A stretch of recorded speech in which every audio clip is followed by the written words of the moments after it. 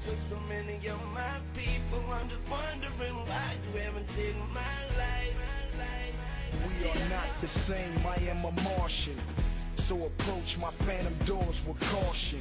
You see them 24 spin needle. I need some meditation so I can lead my people. They ask the People, I'm just wondering why you haven't taken my life. Hi, this is Ryan from clovisstar.com. It's April 4th, 2016, and I have a gay cousin, and I have a few gay friends, but I have a gay cousin, and I have went through, I don't know, 20 years, maybe 25 years of a back and forth battle with her about these gay issues. And in my opinion, she makes things up and says things about me that aren't true in order to implicate me as some sort of hateful person. You know, that she grew up in a really hateful family and she survived, and, you know, oh, she's just so strong of a person to overcome all the hate in her life. And, you know, it's just what it seems to me. It seems like a victim mentality that I'm getting out of her. And, you know, we've disconnected for several years now, but I do, you know, hear the story still and see some backlash of this, and, you know, and people that I have known have been contacted by either her or somebody related to her. And, you know, my brother-in-law got in on it because he's been trolling me for 13 years, you know, and, you know, he was never a big fan of gay people, but apparently he is now. So that's cool. But, you know, in the years of dealing with this, you know, and even when we were friends, me and my gay cousin had a pretty good relationship for a little while after overcoming a lot of this. And in those years, you know, I posted videos against Proposition 8 back in 2008 when, you know, the Mormon Church and others were trying to get gay marriage banned and to get a Supreme Court decision overturned and things like that. And, you know, in that time, you know, I talked about this and petitioned legislators and even the Mormon Church to rethink their decision on this, because while I don't support or believe in the gay lifestyle, I do believe that people should be able to get married whatever their persuasion, and I don't think the state should be involved in it. I honestly think that's a detriment to freedom. So I've made these, like you can see, this one was back from November 9th, 2008. And, you know, like I said, I have had problems with the gay thing, the notion of the homosexual lifestyle. It's just not for me. It's a personal decision for other people. I support it. If that's what you want to do, go ahead, do it. I have no resistance to gay marriage or anything like that. That's up to you. And, you know, what I've stated here, this is on my blog Behind Zion Curtain that I wrote, that it's even an unconstitutional notion that we have to have a license to get married. The 14th Amendment and multiple other constitutional factors. But the Constitution was ratified on July 9th, 1868. Oh, I'm sorry, the 14th Amendment to the Constitution was ratified July 9th, 1868, and granted citizenships to all persons born or naturalized in the United States, which included former slaves recently freed. In addition, it forbids states from denying a person life, liberty, or property without due process of law, or to deny any person within its jurisdiction the equal protection of the laws.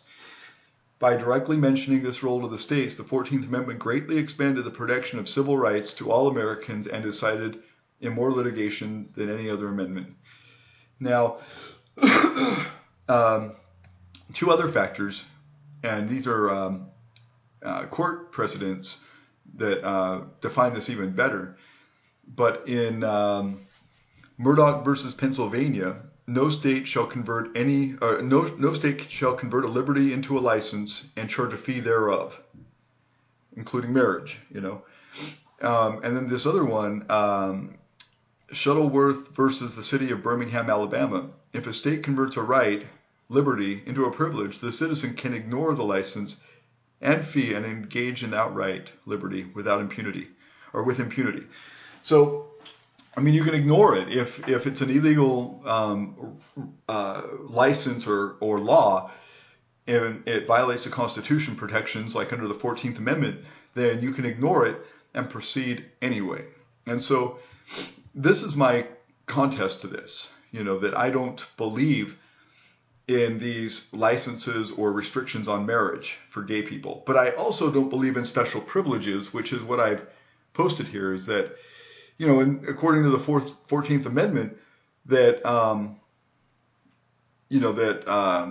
as it says here, which includes former slaves, and in addition, it forbids states from denying any person life, liberty, or property without due process of law, or to deny any person within its jurisdiction equal protection of the laws. So, for example, hate crime laws. That is a law that protects one group of people. Not everybody, just one group of people. So if somebody gets assaulted, and it's because of their, persuasion, then not only does the person that assaults them get charged with, assault or battery, but then because the person is of a certain persuasion, that person that assaulted them gets a hate crime charge. But if the reverse happens, say if a gay person assaults a straight person because of their persuasion, and they don't like straight people, and I've saw this happen in Seattle, street kids and stuff fighting each other, and, gay people attacking straight people because they're straight and they don't like straight people. And I remember they had these tattoos. They had this little, street kid gang of gay people, and they had this little tattoo of a bunny rabbit and an X around it, like a circle with a cross through it to say no breeders. And that's what their tattoo would say, is no breeders.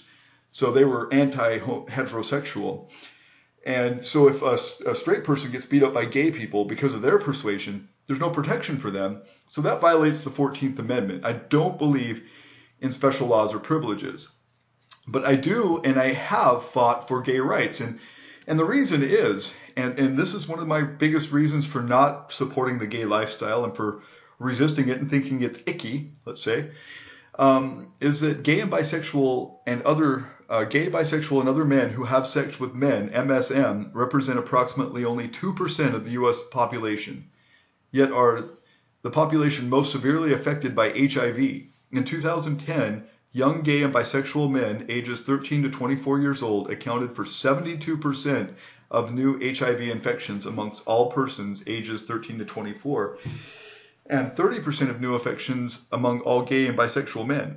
At the end of 2011, an estimated 500,022 people, 57% of persons living with HIV diagnosis in the United States were gay and bisexual men, or gay and bisexual men who also inject drugs.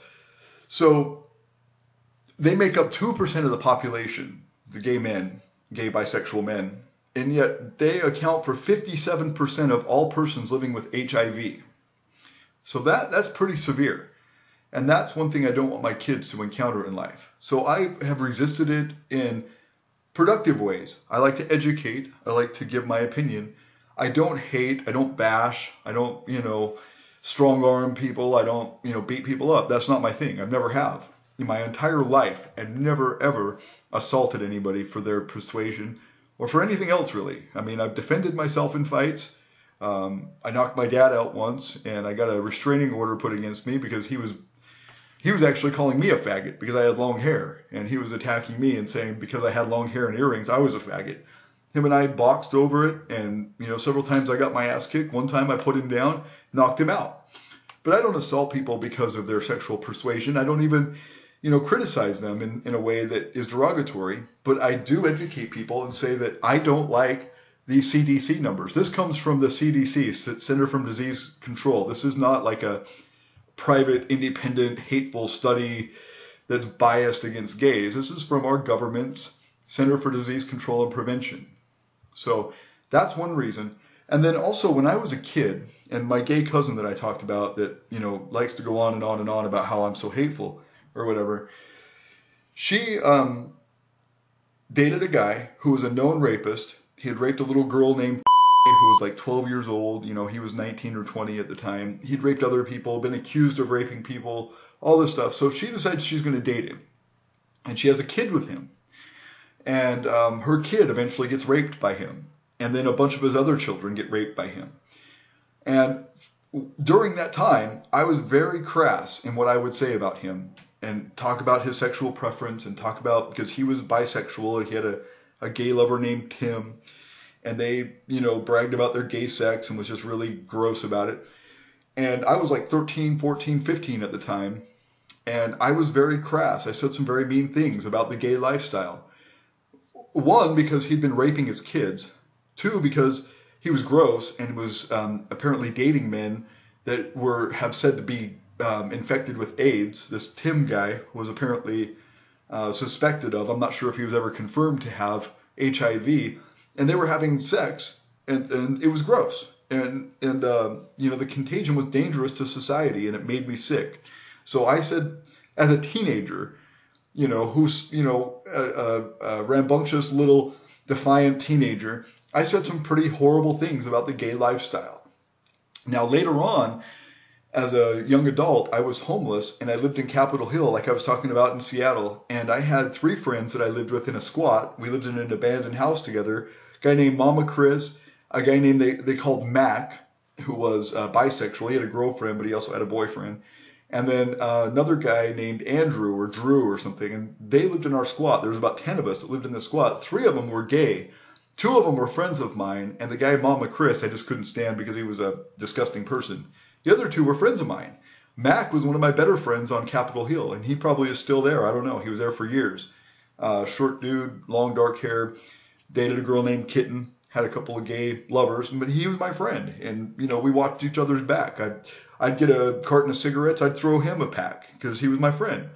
And that's how it was. So I don't judge people based on their sexual persuasion, and especially after the age of 16 or 17, it just wasn't an issue for me. I judge people based on their character and based on their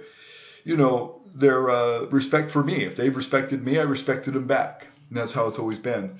But then I hear these stories, and even my sister, who when our friend Jed, a guy who lived down the street from us, said that he was gay or he felt gay, she literally stopped the car and told him to get the hell out of the car. He was like 15 years old at the time. And it was like 6 months later, the kid killed himself. But literally, and you can ask multiple people who was acquainted with this Jed kid, my sister now, who, accuses me of being this hate mongrel, and stuff, won't admit to her times of being very hateful. I've never done that to a person where I just insulted them and demeaned them down to the lowest point. But literally, when he said in her car, and they were driving, I feel like I'm gay when I go to Wyoming, is what he said.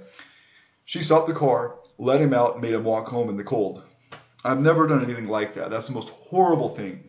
And even when I hung out with skinheads, my cousin dated a skinhead and lived with my gay cousin. The skinhead that my cousin was dating, who later she married, this guy Seth, they lived with my gay cousin while he was a skinhead, right?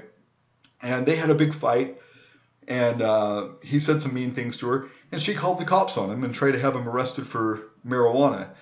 At the same time, I was 15 at this time. She was buying me alcohol. I was underage. She was like 9 years older than me, and I was like 15, and she was like 23. And she was buying alcohol for me, which was illegal. But because this guy was involved with marijuana, she calls the cops on him to get him when he was disagreeing with her and saying crass things to her about her gay lifestyle. They had a little disagreement. She calls the cops on him. I've never done that on anybody either. I've never oh, I don't like you, so I'm going to call the cops on you. To use the state against people instead of handling my own shit. But that's the depths of where my family will go to hurt each other. And the lying is the biggest thing. I just can't stand liars. And, I admit, everything that I say now, I've said before. You can see my website, BehindZionCurtain.com. I've had that website since 1999. And you can go there and see the archives. You can use archive.org and see all of my archives. Everything I say now, I've said for the last 20 years. I haven't changed my story. But I just feel like I'm tired of liars. And sometimes I need to set the record straight. And, when people are contacting friends of mine and making these things up and, really trying to hurt me with lies, it's motivated me to create technology to further lie detection software and algorithms. And that's what I've wrote here. I actually have a company called, and we're working on that process of combining algorithms and improving algorithms to improve lie detection technology. And my hope is someday that lie detection technology will be 100% accurate and we'll clear all this shit up. I mean, I have 2,000 or more videos on YouTube where I've talked about these things and exposed my soul and said exactly what I feel, you know, is truth or what I feel on things, on my opinion, and I've given those opinions, you know, publicly. And if anybody ever feels like maybe I'm not telling the truth or maybe I'm being deceptive, I would love for that to be analyzed by some sort of, you know, 100% accurate lie detection software, which there's many coming out. Excuse me. And this is, you know, the, I'll post some links here in the video's description to kind of define these algorithms so you can learn more about them. But honestly, in politics and things that are important, unlike my little episode, this is just personal, but there are bigger things like politics where politicians promise things and lie about them, like Obama and medical marijuana. Dude was a flat out liar. Indicted more people on medical marijuana charges on a federal level than even George Bush did. George Bush had one federal indictment for medical marijuana under his belt via the DOJ. Obama has 61 in just his first 18 months as president. So he far outshined Bush, even though Obama was campaigning on freeing medical marijuana and limiting jurisdiction on it. And then he lied and went completely against his campaign promises. So I think there's more important reasons to have lie detection algorithms and improvements in the software and to make it more reliable. But, you know, even now they use it in court, lie detection. And someday they're going to improve it to a point where it's 100% accurate. That's my, I mean, it's not even a question to me. I think there's no doubt that will happen, that lie detection will improve that much.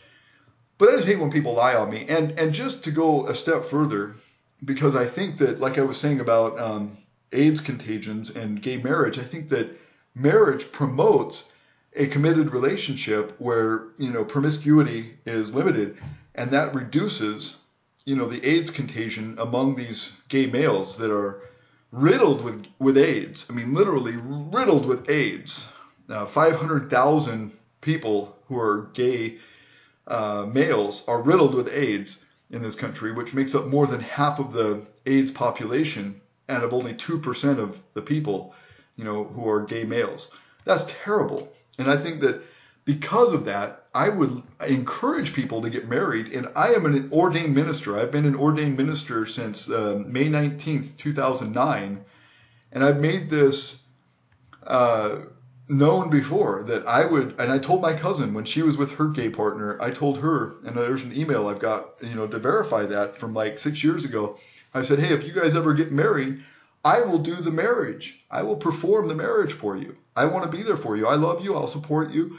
And, you know, I'll do the marriage for you. But anyway, to wrap it up, this victim mentality, that's the thing that, you know, really pisses me off about gay people, is it just seems like they've got this victim mentality. You know, they're all these thespians and they all do their drama and they make this out to be like everybody hates me. Well, look at this. This Dana Morales. This is very typical of what I see from a lot of my gay friends or people that I've known who are gay. I just want to play this for you. This is where she claims somebody was hateful to her and said that they don't approve of her gay lifestyle and didn't give her a tip and wrote some hateful thing on their receipt. Turned out to be a lie. This happens all the time. She said, they said. It was days after that story aired that a Bridgewater couple noticed their copy of the bill looked remarkably like the one waitress Dana Morales posted online, except not only did they say they generously tipped her, but they never wrote that hateful message, and it's possible it was all made up. When a New Jersey waitress said she was stiffed on a tip because of her lifestyle, the sympathy and the cash came pouring in. I'm donating pretty much $3,000. News 4 is one of many media outlets that reported on the former Marine's shocking and offensive story. People are very ignorant. They should be ashamed of themselves for watching. There was one couple who was watching and took those words to heart. Don't think that way. Most tolerant people, I don't care what you do in your life, if you're a good person. I sat down with a couple who asked we not show their faces. They told me it was their family who Morales served that night, and their customer copy of the check proves Morales' version of the story doesn't add up. 100% you know that's your check? Yeah, I can actually tell it's my name under the fuzzed out name. In fact, both copies of the check have the same date, timestamp, but the totals are different. The family says they left an $18 tip. They even provided news for their credit card statement showing those charges on their Visa. That's something that also puzzled the restaurant manager. So why this much? $111.50. So anyway, and that's what I get in my life, is that these people who want to blame their life on me, instead of going forward and making their own life better, like to say, oh, I've been so picked on, family, they just don't like me, they've made life so hard on me. And really, in reality, my family are just a bunch of freaking drama queens who, I don't know, I had to set the story straight, and that's what this is about. I'm done with the story. I still support gay marriage. I do not support the gay lifestyle, but I will do anybody's marriage for free, whether you're gay, straight, or otherwise. Doesn't bother me. You know, if it's if you want to be a part of a committed relationship, I support that, and I will be your ordained minister that can legally do the proceedings and help you get your marriage ordained and legitimized by the state. I am a legitimate ordained minister. I have been since 2009. It's now 2016. I've been doing this for 7 years.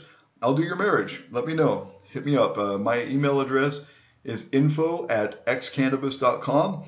And we're traveling. We're going around the world and stuff right now. So, you know, even if you're in another part of the world, I would be happy to help you. So let me know. Peace out. Dear Lord, you took so many of my people. I'm just wondering why you haven't taken my life.